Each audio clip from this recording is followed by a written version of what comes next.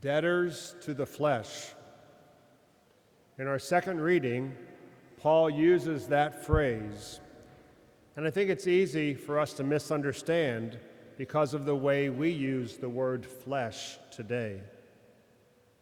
The passage says, "Consequently, brothers and sisters, we are not debtors to the flesh, to live according to the flesh. For if you live according to the flesh, you will die. But if by the Spirit you put to death the deeds of the body, you will live." Debtors to the flesh. When Paul speaks of the flesh, he means our fallen nature, not only just sex. It's that tendency within us to live as though God doesn't matter. It's a life centered on self, my wants, my desires, rather than worrying what God asks of us and how to live. Living according to the flesh means allowing our sinful desires to rule us. For example, choosing anger instead of forgiving, choosing anger. Being prideful instead of being humble. Greed instead of generosity.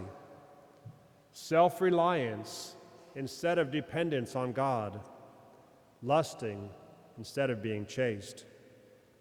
But what does it mean then to be debtors to the flesh? A debtor owes someone something. So if you go to a restaurant and order food, they bring your food, and then they bring you a bill. You are a debtor to the restaurant because they provided a service to you. Paul says to us, you don't owe your flesh anything. Think about that.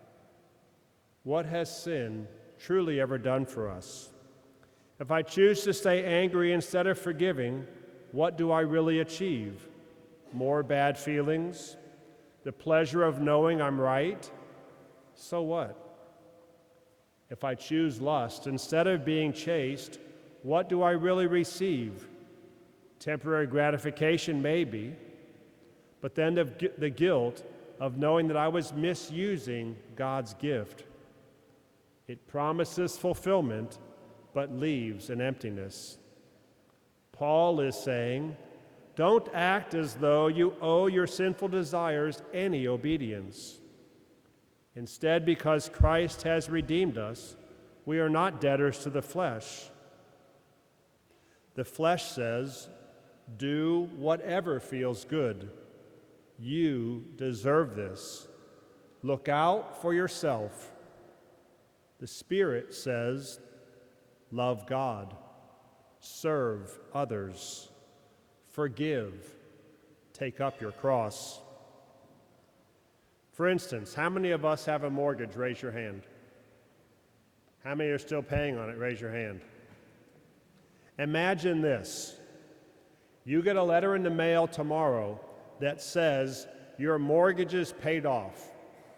We'd be excited. And then next month, you take out your checkbook and you write a check for $1,250, sending it to the bank. And then next month after that, you again get your checkbook out and write a check for $1,250, paying your mortgage to the bank. Why would we do that? It's kind of like the bill is paid, so why continue paying? It's like going outside to the portalette when our bathrooms are open.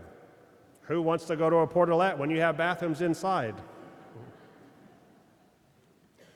That's exactly what happens when we return to habitual sin. Christ has freed us. As St. Paul's letter to the Galatians says, stand fast, therefore, and do not submit again to the yoke of slavery. I know it's difficult to avoid sin, and I know our habits die hard. But maybe the knowledge that we are being a slave to our flesh will give us enough oomph to break that struggle. Why live as though we're still slaves? The question becomes, then, to which or whom do I owe my allegiance? To the flesh or to Jesus Christ, who paid our bill?